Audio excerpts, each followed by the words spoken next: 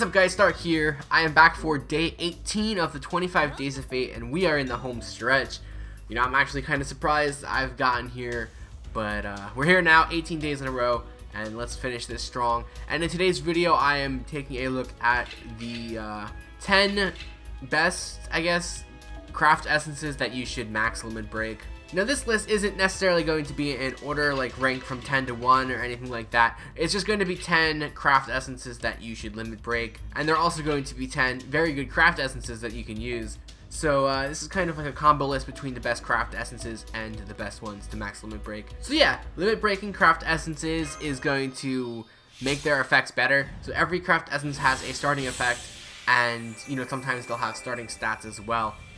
And then you can level that up just like you can level up a servant, and limit breaking them will increase the level cap as well as increasing the stat or the effect of whatever craft essence it is. And you need 5 copies total in order to max limit break craft essence. You need 1 as the main copy, and then you need 4 more to max limit break it. So yeah, I'm gonna just run through 10 craft essences that you guys should limit break. There's actually more than 10, but some of them are kind of like coupled together. So you guys see real fast, because the first one I'm going to talk about is the limited 0 over, imaginary around, and formal craft essences. So these are like the original 5-star craft essences, and what they do is they boost either the arts, buster, or quick card effectiveness of whatever character it's on by 25%, and then at max limit break it's going to be a 30% increase. So these are all really nice. Depending on what character you're using, obviously you'll pick one of the 3. If you're using a buster character, you'll use limited 0 over. If you're using a quick character, you'll use imaginary around, and if you're using a arts character, you will use formal craft. It's pretty simple. They all do the same thing. They just change based on the command card, and you know, a 30% increase at maximum level is going to be a really good amount, and it'll definitely help your characters along the way. You know, for recommended servants, really, you just use them with whatever character they pair up with. So again, like I said, buster with limited 0 over, and you can use it for any of them. They all will benefit from having an increase to their card effectiveness. Next up, we have the Volume Hydra Gyrum. And what this one will do is it'll grant invincibility to that character for 3 hits, as well as increasing their damage by 200 for every attack. And then on the max limit break, it'll up the damage from 200 to 500 per attack. So this one's really nice. It's primarily going to be used on servants that are really hard to kill. So like the Q-colons are the first ones that come to mind when I think of this. Or if you're like soloing or something like that and you need extra defense, this one's going to be a really good one. You know, you get those 3 evasions or the 3 invincibilities to start the fight, and that's going to be really helpful. It can prolong the usage of your skills, which will help your character survive a little bit longer. And you do get that extra bit of damage, which can be a lot of damage, you know, if you have a lot of attacks in. So overall, you know, it's a really good one. Maybe it's not as common or as usable as some of the other ones on this list, but it definitely is a really good one to max limit break and deserves its spot on this list. Next up, we have the Prisma Cosmos. Now this one will increase your Null Phantasm gauge by 8% every single turn, and then on the max limit break, it will increase your gauge by 10% every single turn. So obviously getting 10% to your Null Phantasm gauge every single turn is going to be very helpful in ordering to like get your Null Phantasms ready to go multiple times in the fight. You're really going to use this one with characters that you want to spam your Null Phantasms with, or have really good Null Phantasm generation on their own, and they just need a little bit of extra help along the way in order to get their Null Phantasms ready. This is also especially effective for servants with Null Phantasms that don't necessarily do damage, like say Merlin, for example. Now Merlin, I think, is one of the better characters to use with Prisma Cosmos, as if you combo him with his Noble Phantasm and his passives and this, you'll get 20% Noble Phantasm generation every single turn, which is very good. But if you're using the character with a support Noble Phantasm, then you don't have to worry about losing out on potential damage, and you just focused on getting the gauge increase, so you're not losing anything by substituting it for damage.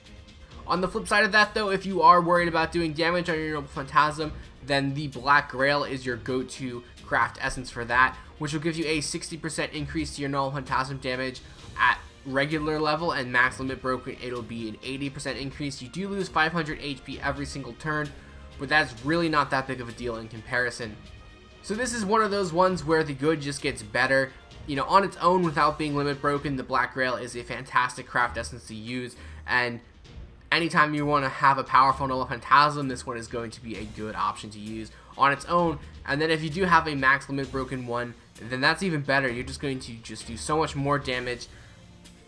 Next up, we have a Fragment of 2030. Now this one is going to grant you 8 critical stars every single turn at the base level, and at maximum limit break it'll be 10 stars every single turn.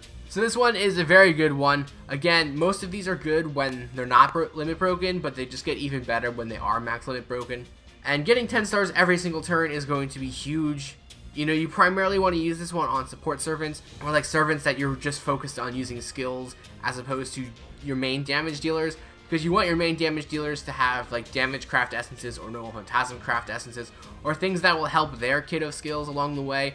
And then you throw the Fragment of 2030 on your support characters, who you don't necessarily need like high powered damage craft essences or things like that. And it flows really nice onto your team. It's just a free bonus of 10 stars every turn. And if you're using quick characters or crit characters, then having an extra 10 stars is going to up their damage significantly. Next up, we have Kaleidoscope, which is one of the best craft essences in the game.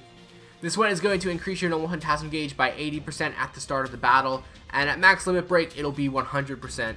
So if you have this thing max limit broken, you can start a fight with your Null Phantasm ready to go, no questions asked, and it is fantastic. This is primarily used for farming at this point in the game. You know, getting that Null Phantasm, you can just use it first wave, boom, done. Even if you don't have it max limit broken, 80% is fantastic. You just use that. There's so many skills that can give you a Null Phantasm increase of 20%, and you're good to go from right there. Now, the one thing that's a little weird about Kaleidoscope, I don't know if it's weird, but one thing you really want to keep in mind with Kaleidoscope and max limit breaking is sometimes it's not a good idea to actually max limit break some craft essences.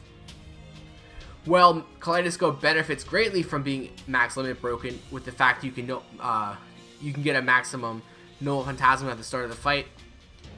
If you only have 5 Kaleidoscopes, then I might not recommend doing that. You know, if you're planning on farming and things like that, you want to have multiple Kaleidoscopes unless you have some other means of getting all of your Null Phantasms to 100% and ready to go in a fast amount of time. So that's the situation I'm in. I only have 5 Kaleidoscopes. I say only, but I only have 5 Kaleidoscopes, and I'm not going to max limit break it, because when I go into farming, I take 2 or 3 Kaleidoscopes with me on my characters, because I don't have too many other reliable ways of getting those Null Phantasms filled. So it's not worth it to me at this point in time to max limit break my Kaleidoscope. So I just take them in with the 80% increase, which again is still fantastic. I just use wave or boom 100%. So I don't necessarily have to worry about it too much, but just keep that in mind if you are in a similar situation. And this applies to all of them as well. So you really only want to max limit break craft essences if you have an abundance of them.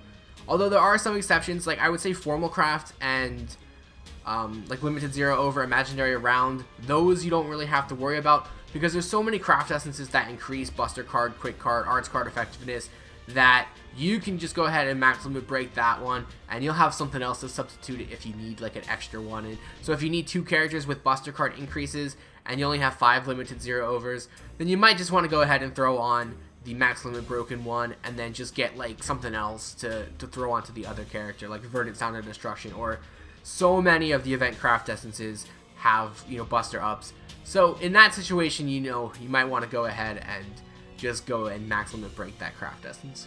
So next up, we have the craft essences that are available in the shop. So it's going to be Personal Training, Personal Lesson, Chaldia Lunchtime, and the Mona Lisa.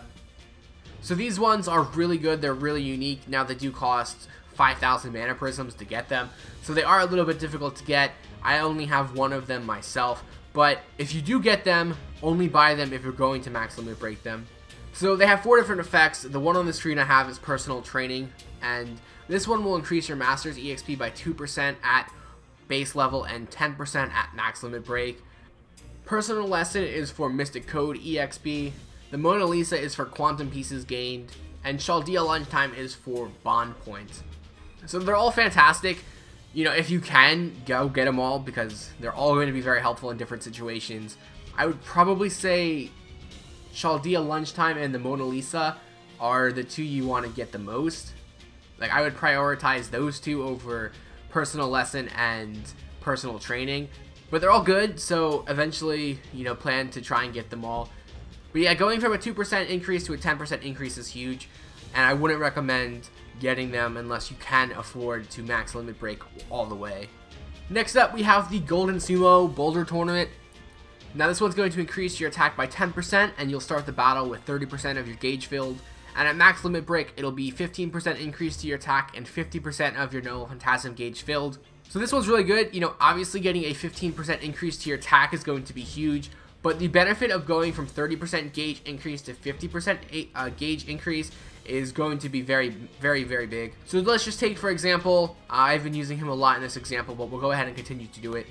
Say you have a character with Golden Sumo on at regular level, so you're going to get a 30% increase to your gauge. And say you have a waiver or a support waiver on your team, he can give you 50% to your gauge filled. But that'll only leave you at 80%, so you'll need an extra 20 somewhere. If you do have this max limit broken, then you'll start with 50% and you can get that 50% from waiver, giving you a maximum like 100% gauge filled, and you'll be able to use your Noble Phantasm. So, you know, 50% is kind of like where you want to be with your Noble Phantasm if you're going to start the fight with it. Anything 50 and up is going to be, you know, very effective. There are many different ways of getting that 50% very quickly, and that waiver example was just one. But getting to that 50% marker is going to be very helpful. And then the next one follows the same suit, and this one's going to be the Halloween Princess, which will increase your Noble Phantasm strength by 15%, and you'll start the battle with 30% of your gauge filled. And then if you max limit break this, this will increase your Noble Phantasm strength by 20%, and you'll also start the battle with 50% of your Noble Phantasm gauge filled. So this one is good if you are planning on using your Noble Phantasm, get that increase in damage. And again, you know, 50% increase is your threshold, so it's always really nice to get that from the start of the fight. And then finally, we have the Holy Night Supper Craft Essence, which will start the battle with 30% of the gauge filled, and will also increase your critical damage and your Noble Phantasm damage by 10% on base level. And then at max limit break, you'll start the battle with 50% of your gauge filled, and you will also increase your critical and Noble Phantasm damage by 15%. So this one's really good. It has 3 effects. Again, it has that 50% increase to the gauge at maximum limit break, which is right where you want it to be, and you also benefit from Noble Phantasm damage as well as critical damage. So this just opens up a lot of possibilities for your characters. You know, you could use Jalter. She is the character on the Craft Essence, and she benefits really good from it as well, being able to up her critical damage and her Noble Phantasm damage, which is already really high to begin with. So you're going to just be dishing out a ton of damage with that character, or whatever character you choose to use it on. So yeah, that's the list. 10 craft essences that you should max out. There are also 10 very good, very useful craft essences in pretty much every situation. You know, when you guys see me talking about craft essences, these are typically the main ones that I throw on my lists when I make the character reviews and the character spotlights. There are a few situational ones that always can come up, but for the most part, these 10 are going to be your staples in pretty much every situation. So these are the ones you should be focused on leveling up and max limit breaking as you can. But again, remember, only max limit break if you are sure you're not going to need the other copies. This is especially true for, like I said, Kaleidoscope. A Fragment of 2030 is also another one. Event craft essences are always ones you have to keep an eye out on. It's never a good idea to max limit break craft essences for events while the event's going on, because you get the extra effects of the drop increases, and if you max limit break them, sure, you get an extra one on that one, but you're feeding all the other copies, which could potentially go on other characters for the additional drops. So keep that in mind. Only max limit break if you are absolutely sure you have enough copies of that card in order to be okay after you max limit break it.